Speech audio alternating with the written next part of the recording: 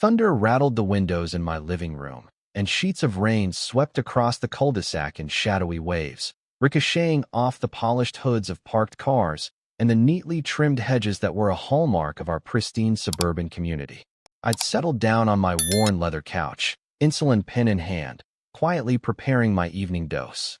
Living with diabetes had become second nature.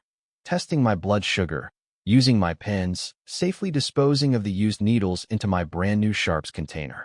For the past 2 weeks, I'd been proud of the bright red container I kept on a discreet shelf in the garage. It was all part of my vow to manage my condition responsibly. Little did I know, the real storm was about to arrive in the form of a person, someone who would upend my sense of peace, threaten my health routine, and drag the entire neighborhood into a drama that felt too theatrical to be real. And it all started with a single knock at the door, angry and insistent, cutting straight through the thunder as though it demanded to be heard above the raging storm. When I peered through the peephole, I saw her standing there in a slicker the color of lemon frosting, water streaming off the visor of her hood. She was tall and stiff-backed, features sharp as lightning. Her lips were pressed into a firm, tight line of disapproval. Her name wasn't Karen, but around the neighborhood she was known, privately, in whispers, among neighbors who'd had the misfortune of crossing her, as HOA Karen. She was the self-appointed enforcer of everything from mailbox shapes to permissible garbage bin colors. Technically, she served on our homeowners association's board, but she acted as though she alone was judge, jury, and executioner for any real or imagined violation of HOA guidelines. Rainwater pooled at her feet, and each knock that followed was louder than the last. Something in my gut told me this was going to be bad news. I hurriedly put on a sweater, then yanked open the door before she battered it down. "Good evening," she said through clenched teeth, nose wrinkling as if the damp air offended her. Her tone was not particularly polite, especially not for a greeting at my own home, but she forced a brittle smile. "Hi," I replied cautiously. "Is there something I can?" She didn't wait for me to finish. "I'm here about your new disposal container in the garage," she snapped. "A neighbor mentioned you had some sort of medical hazard in plain sight. I'm here on behalf of the HOA to inform you that this arrangement must go." At first, I couldn't quite process the words. It was such a bizarre complaint. The container was legitimate, secure, and absolutely necessary for disposing of my diabetic needles. "I'm not sure I follow," I said, trying to remain calm. She raised a stiff eyebrow. "Surely you know the neighborhood rules about hazardous materials. This container is not on the approved list of items you can store in plain view. Nobody wants to look at a potential biohazard, especially in a place as visible as an open garage. You keep your door open sometimes, correct? People can see it." I stared at her, stunned. "It's a professional, sealed container. I'm diabetic. I need it to safely dispose of sharps." She huffed, impatience flickering across her face. "I'm not heartless, dear. I'm simply doing my duty. Our HOA guidelines exist for a reason. We have a certain standard to maintain. The association has decided that the container must be removed, or at least placed completely out of sight if it's truly necessary. But frankly, it may not be permitted at all. I strongly suggest you revisit the guidelines I distributed last month." She thrust a printed sheet of rules and regulations into my hand. I recognized it. I'd read it thoroughly. There was nothing there that specifically outlawed a medical disposal bin for personal health needs, especially not one that adhered to county health standards. Still, the way she stared me down, chin lifted, gave me a chill. The thunder rolled ominously again, as if nature itself was punctuating her threat. Not trusting myself to remain polite much longer, I thanked her quickly, shut the door, and pressed my back against it. Outside, the wind howled, but inside my mind, the seeds of conflict had just been sown. My evening calm was shattered by one simple realization. HOA Karen had decided to challenge me, and there was no chance she would let this go easily. The next morning, the storm's fury subsided, but the tension in my chest had not. Typically, on a Saturday, I enjoyed a slow start, coffee in hand, maybe a walk with my dog, Winston, around our block of identical houses, meticulously manicured lawns, and near-matching mailboxes. Instead, I found my sleep had been disrupted by anxious thoughts about how far HOA Karen might go to enforce her bizarre demands. By 8 a.m., I was up and rummaging in the garage. The red sharps container sat innocently on a small table near my tool rack. Winston trotted over and sniffed it, wagging his tail. To me, the container was nothing more or less than a necessity. I'd been living with type 1 diabetes for almost 5 years, and disposing of used needles properly was part of basic, responsible management of my condition. My previous neighborhood in a different state had no problem with it. In fact, the local disposal guidelines were explicitly supportive of secure sharps containers. But here, suddenly, it was the center of a swirling neighborhood debate, thanks to one meddlesome board member. I patted Winston on the head and rolled the container a bit to the side, making sure it was nowhere near the open garage door. If the concern was that it was visible, I was willing to meet them halfway. I hoped it would appease her, but an uneasy feeling tugged at my gut. I suspected that once Karen got a whiff of something that offended her sense of order, no half measure would satisfy her. An hour later, I found out just how right I was. My phone buzzed, and I saw a text message from my next-door neighbor, Yvette, a sweet, middle-aged woman with a penchant for gardening who typically avoided drama. It read, "Yvette, 9:04 a.m. Saw Karen outside your garage, rummaging around.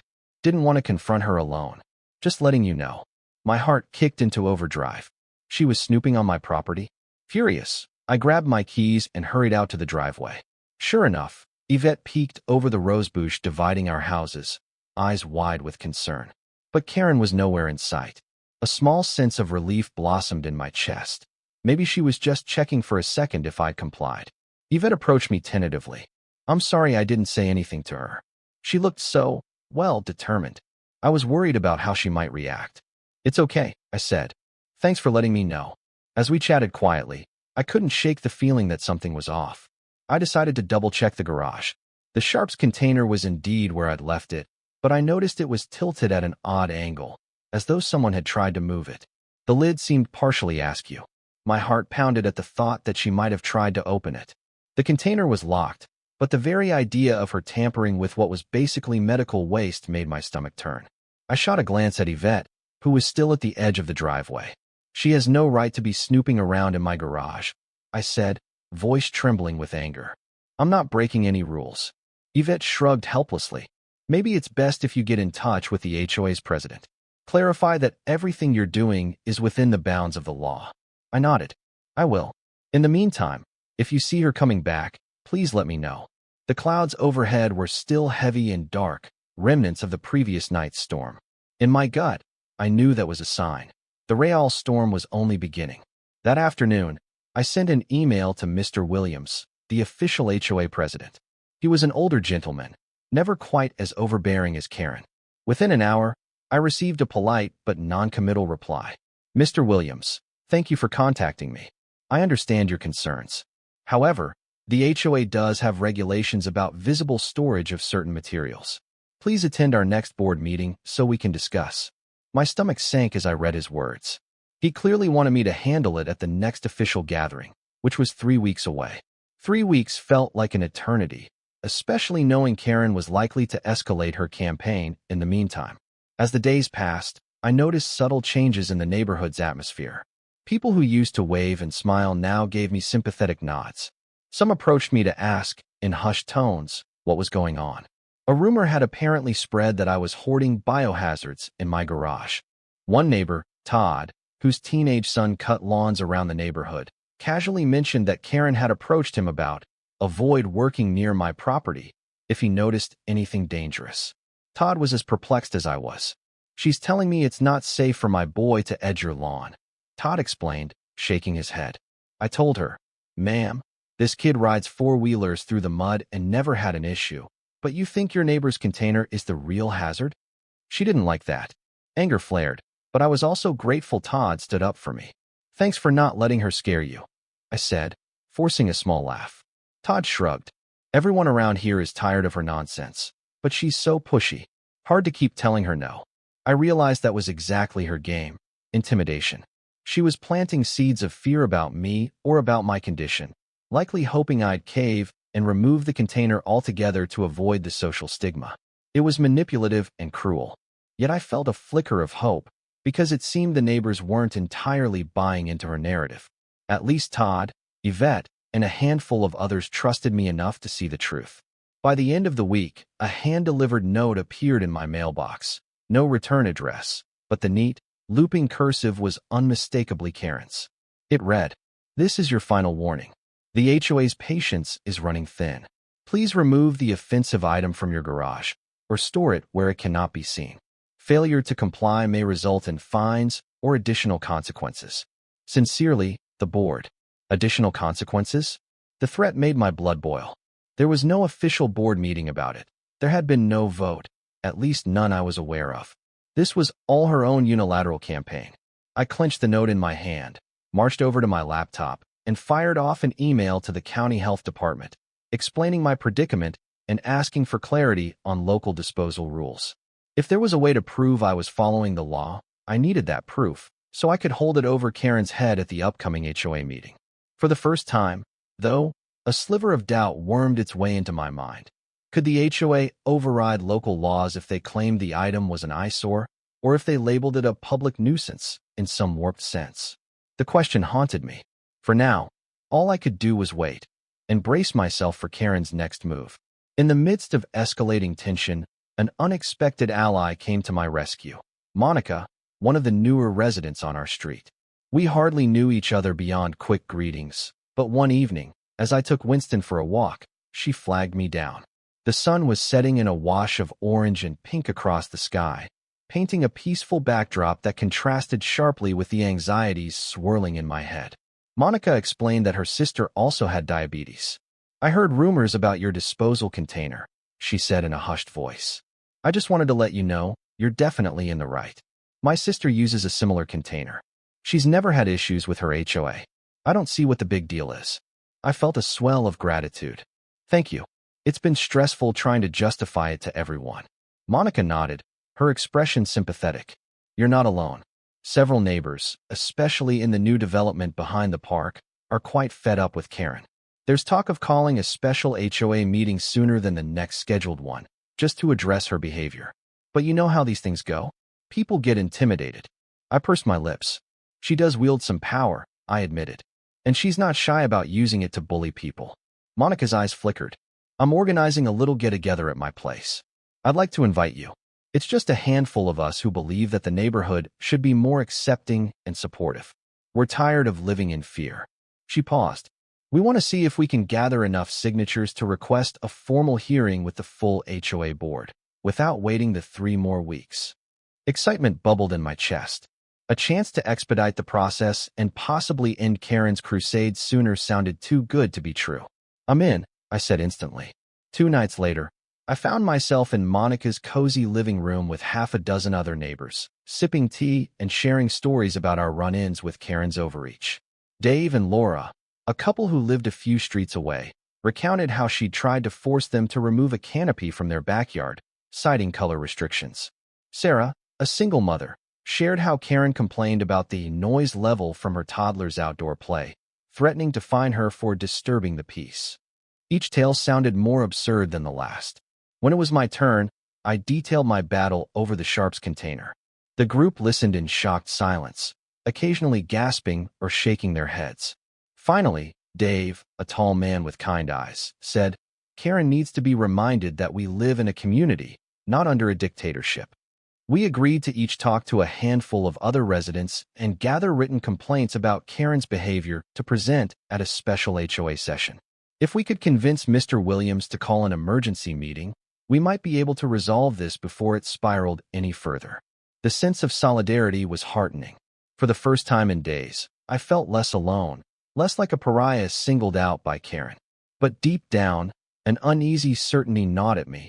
Karen would fight back. Hard. And she probably already sensed we were working against her.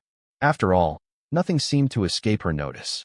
My premonition proved correct mere days later. I woke up early one morning to find my Sharps container missing. I blinked in disbelief. The space on the small table in the garage was empty, with only a faint outline of dust marking where the container once sat. Panic rose in my throat. Who on earth would steal a container of used needles? My mind raced as I checked the side door, locked. The garage door was also secured. That left the possibility that Karen, or someone else, had forcibly entered, Or maybe the door had been left unlocked by accident. Either way, the container was gone, and that was a potential health hazard for whoever took it, or for the entire neighborhood. I called Yvette, voice trembling, and told her what happened. She gasped. That's insane.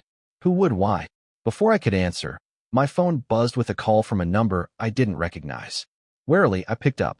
Hello, I said, trying to steady my voice. Good morning. A clipped tone greeted me. This is Karen. I realize this must come as a shock, but I've taken the initiative to remove the disposal container for the safety of the neighborhood. My heart hammered. You did what? That's theft. That's breaking and entering, and... She sniffed dismissively. I didn't break in anywhere. Your garage door was partially open. I'm authorized by the HOA to ensure compliance with health and safety regulations. I have it on good authority that no one wants dangerous needles left lying around. That is not for you to decide. I snapped, voice shaking with fury. And that container was sealed. It's a legal disposal bin specifically for sharps. How could you be so reckless? Her tone turned smug. Reckless? I'm protecting this community. You should be thanking me. Anyway, I've disposed of it properly, so we can avoid further risks. This matter is settled. My blood ran cold. She had no idea what she'd done. Or maybe she did, and she simply didn't care. Tampering with medical waste like that could expose her or others to potential harm. And beyond that, it was personal property. My personal property. By rights, I should call the police. But would they take me seriously? Would Karen somehow twist the narrative? You had no right. I managed, almost choking on rage. I'm reporting this to the authorities. Go ahead, she sniffed. I'm sure they'll be very interested in why you had open containers of hazardous waste. Have a lovely day. She hung up before I could retort. Trembling, I set my phone down and stared at the spot where my container once stood. My trust in the safety of my own home shattered. Karen had crossed a line. I dialed the non-emergency police number and reported what had happened, fully expecting them to shrug it off as an HOA dispute. To my surprise, the dispatcher took my information and promised to send someone out to take a statement. Within an hour, a uniformed officer arrived. He looked sympathetic but cautious. After hearing my story, he shook his head. I'd like to talk to this Karen. What she did, removing your personal property without permission, could be considered theft or vandalism, depending on any damage. The bigger concern is whether or not any laws about medical waste disposal are being broken, but that's usually under county jurisdiction. That was when another revelation hit me. I'd emailed the county about disposal guidelines. Maybe I needed to follow up, let them know what had happened. The officer encouraged me to do so, as well as file a written report at the station if I wanted to pursue charges. I felt overwhelmed but determined. Karen thought she could intimidate me into hiding. She might even believe she was in the right. But the look on the officer's face told me that the law didn't share her perspective. News of the stolen Sharps container spread through the neighborhood like wildfire. One would think it was something sensational like a break-in or vandalism spree, and in a way, it was. The hush-hush rumors of Karen going too far turned into open outrage from some corners. At last, previously silent neighbors began speaking up. Even those who'd never crossed paths with Karen sensed that something had shifted. Her brazen action had overstepped the bounds of decency. A day after the theft, I got an email from the county health department. Your Sharps container usage is in full compliance with local regulations. Please retain your container in a secure location and ensure it is disposed of through an approved program or facility. Anyone who removes or tampers with the container without authorization may be in violation of health safety ordinances. It was exactly the smoking gun I needed. The email went on to explain the potential penalties for improperly disposing of medical waste. I felt a surge of grim satisfaction.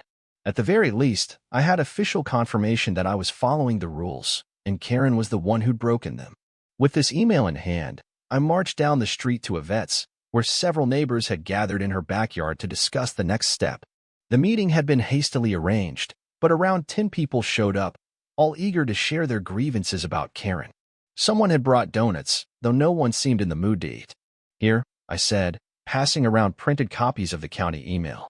This states that my bin was completely legal, and removing it was not. The officer who came by said I can file a formal report. I'm thinking of doing it.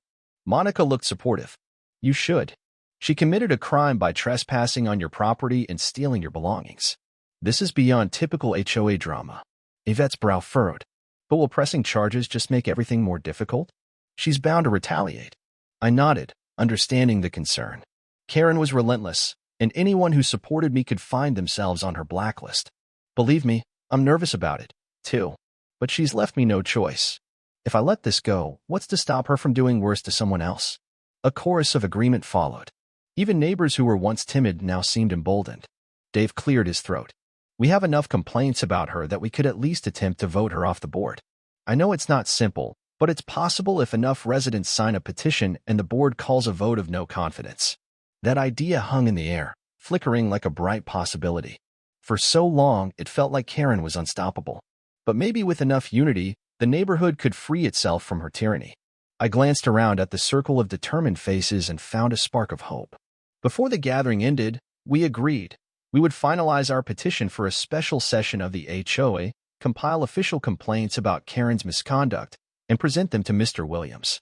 With any luck, he'd see the gravity of the situation and schedule an immediate hearing. Little did we know, Karen was already plotting her next move, determined to snuff out our rebellion before it could gain momentum. The following Monday, a surprising announcement went up on the HOA's communal website and bulletin board. In big, bold letters, it read, "Emergency HOA meeting, Thursday, 7 p.m. at the community center. All residents strongly encouraged to attend." My stomach did a flip. This was exactly what we wanted, but the fact it was coming from the official HOA board, no doubt orchestrated by Karen, made me uneasy. Was this the big showdown she had planned? Or maybe Mr. Williams, after hearing the buzz around the neighborhood, had decided to address the issue head-on. One way or another, it was happening. Over the next few days, the tension ramped up. Karen was suspiciously quiet, no rude notes, no confrontational phone calls. A calm before the storm again. I took advantage of her silence to finalize my petition, gather more signatures, and prepare my statements and evidence. The email from the county, the police report I'd filed, and testimonies from neighbors. Thursday night arrived with a thick summer heat pressing down on the asphalt. The community center, usually reserved for potlucks or movie nights, was arranged with rows of chairs facing a long table where the board members would sit. Karen took her seat at the far right, posture rigid, lips set in a disapproving line. Next to her were Mr. Williams and two other board members. I recognized them vaguely, retirees who mostly handled scheduling the pool and managing landscaping contracts. They looked tense, as if they anticipated a tumultuous evening. Slowly, neighbors filed in. Some clustered in small groups, shooting glares at Karen. Others avoided looking her way altogether. As for me, I gripped my folder of papers, nerves twisting in my stomach. Yvette and Monica sat on either side of me, offering quiet support. Finally, Mr. Williams cleared his throat and tapped the microphone. "Good evening, everyone. We've called this emergency meeting to discuss a pressing matter regarding the safety and regulations within our neighborhood. I'd like to remind everyone to maintain respectful decorum. Let's get started." Karen wasted no time seizing the mic. "Thank you, Mr. Williams," she said, voice dripping with authority. "I've brought to the board's attention a significant health hazard in our community, an unapproved medical waste container that was visible and potentially accessible to bystanders, children, or pets. As a member of this HOA's board, I felt it necessary to act swiftly to protect us all." She paused, scanning the faces in the crowd with a smug little smile. I noticed some folks recoil, stifling eye rolls. I've been hearing more and more from concerned residents who fear the spread of biohazards. I took the initiative to remove it from the property in question. There it was, her admission in front of everyone. I could practically feel the hush that settled over the room, a collective intake of breath. She spoke as though she'd done a heroic deed. I raised my hand, heart hammering. "Excuse me, but that property was mine. You broke the law. A sealed, approved sharps container for diabetic needles is neither a violation of HOA rules nor a health hazard, unless someone removes it improperly. Which, you did." Murmurs swept through the crowd. Karen's cheeks pinked slightly, but she squared her shoulders, doubling down. "I had every right as an HOA board member to remove hazards. We have guidelines about the external storage of potentially dangerous materials. As far as I was concerned, it was a threat to public health." I clutched my folder. "This letter," I said, stepping forward and handing it to Mr. Williams, "is from the county health department. It clearly states that my sharps container usage was in full compliance with local regulations. By removing it, you created an actual hazard, and proper disposal is dangerous." Mr. Williams read the letter, eyebrows rising, then looked at Karen. Karen, this specifically says that a secure sharps container is legal and recommended for individuals who require injectable medication. Did you check with the county before you took this action? She pursed her lips, trying not to falter. The HOA guidelines are subordinate to the county regulations in matters of health and safety, I cut in. What you did wasn't just morally wrong.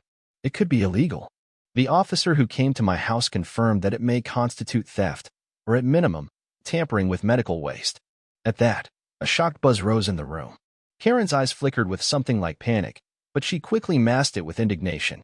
That's preposterous. I was only a... The crowd began to murmur louder. People in the back stood up to see over the heads in front. A few neighbors, including Todd and Dave, raised their hands, demanding to speak. Mr. Williams, struggling to maintain order, called for quiet. Then, one by one, neighbors detailed their complaints about Karen's invasive behavior. The missing canopy, the fines for trivial so-called infractions, the meltdown over a toddler's laughter in the yard. Each new testimony chipped away at Karen's authority. She glared, arms folded across her chest, lips pressed so tightly they turned white. But she had lost the crowd. The murmurs turned to waves of frustration, building toward open anger. Meanwhile, Mr. Williams and the other board members exchanged increasingly concerned looks. Eventually, Dave rose and presented the petition with dozens of signatures. We request that Ms. Karen's position on the board be put to a vote of no confidence. We believe she has abused her power, overstepped her authority, and, in this latest incident, jeopardized a neighbor's health. Karen shot to her feet, snatching the mic with a trembling hand. You can't do this. I've been a loyal member of the board for years. This is a witch hunt, orchestrated by, she pointed a finger at me. Her. She's stirring up drama because she can't follow simple rules. Anger flared inside me, but I forced myself to remain calm. All I did was store my medical waste properly, as required by law. You're the one stirring up fear. The tension in the room crackled, charged like the air before a lightning strike. If Karen had hoped this emergency meeting would place me on trial, it had backfired spectacularly. Instead, it was her who was being judged by the entire community. Mr. Williams took the microphone, voice shaking slightly. Let's all remain civil. We'll address one matter at a time. First, the question of whether the HOA can mandate the removal of a county-approved sharps container. According to this letter, no. The county overrides HOA regulations on health-related equipment. A wave of relief coursed through me. My position was vindicated in plain terms. He continued, turning toward Karen. Second, the allegation that you removed personal property from another resident's garage. That is not an action sanctioned by this board, nor has it ever been.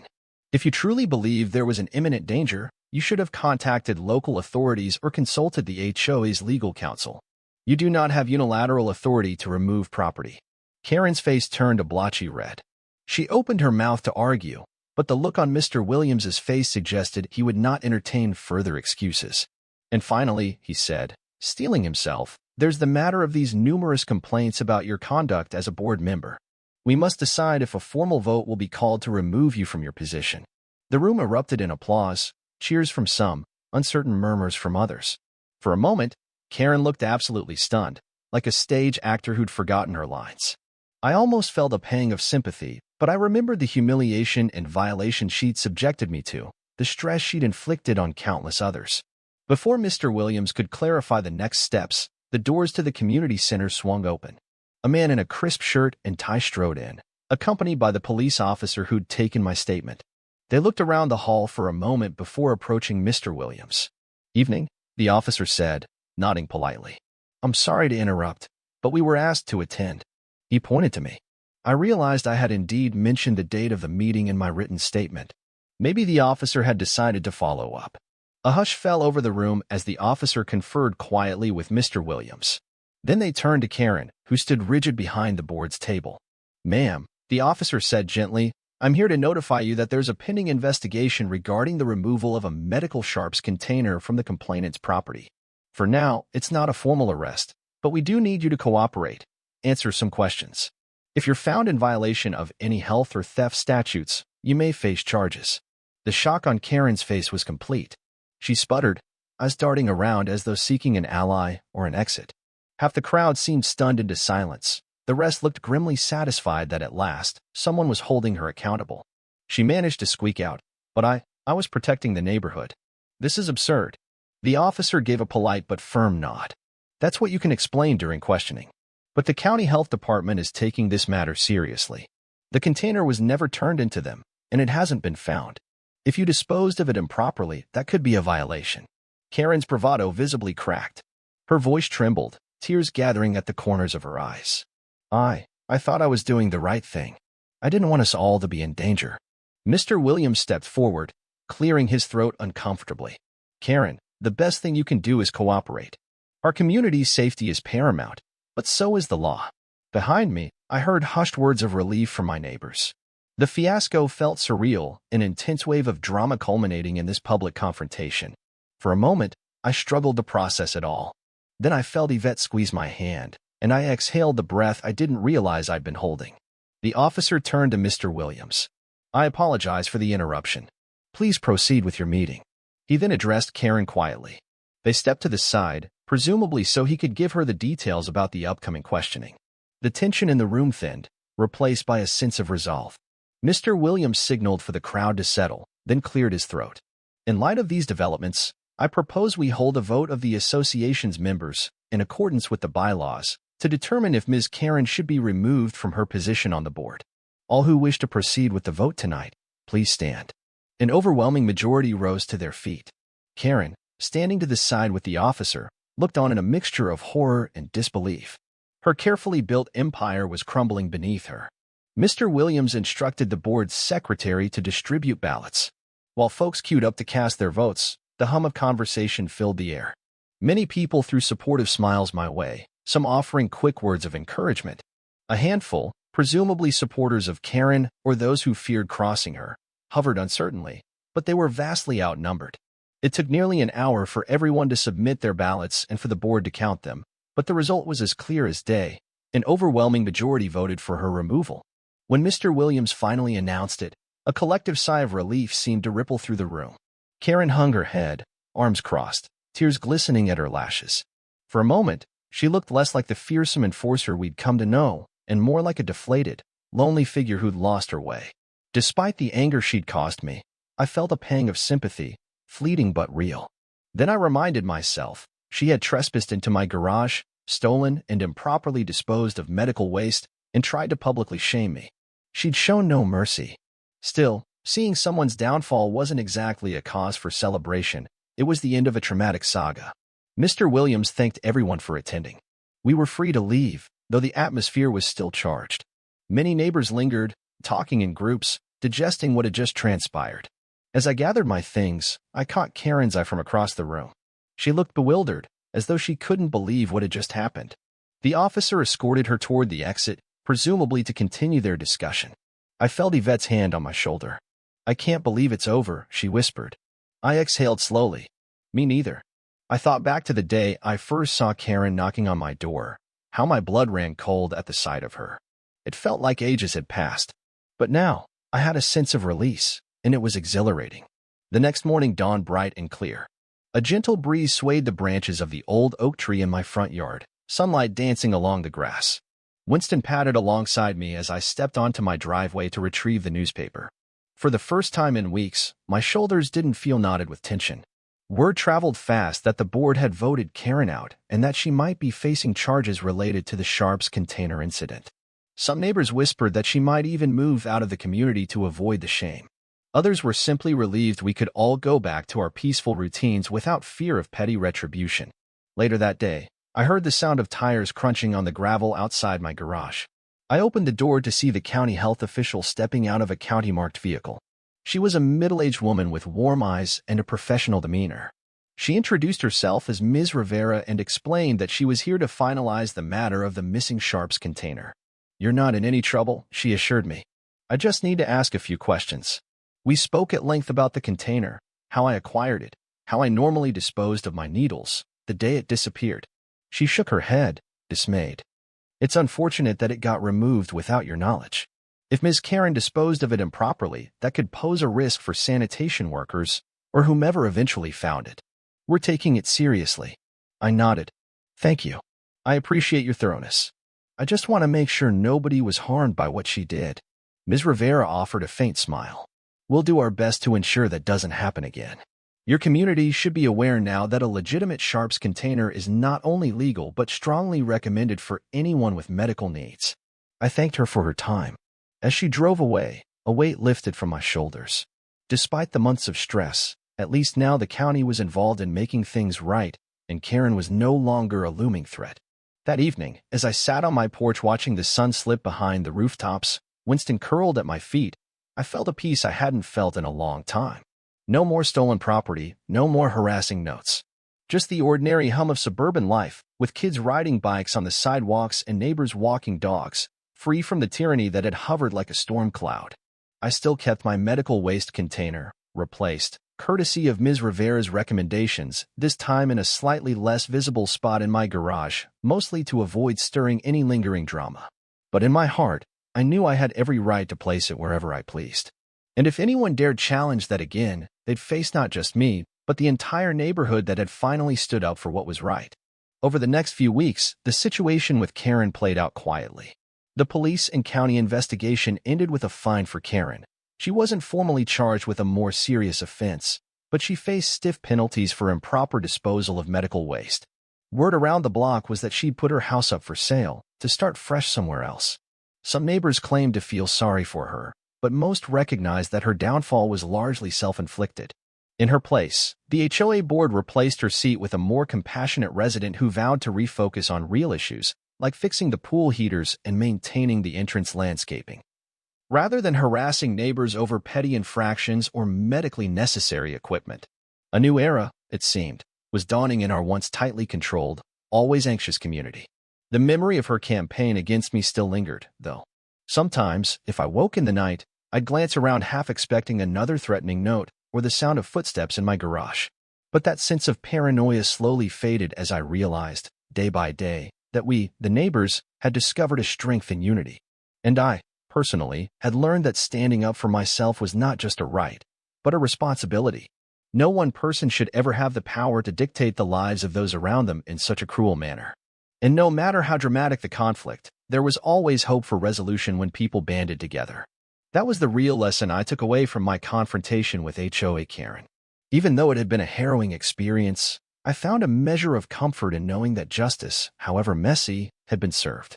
And from that day forward, every time I dropped a used needle into my new red container, I felt a little surge of triumph over fear, over intimidation, and over the tyranny of a so-called Karen who learned the hard way that some battles aren't worth fighting. And some fights you simply cannot win when you stand on the wrong side of the law.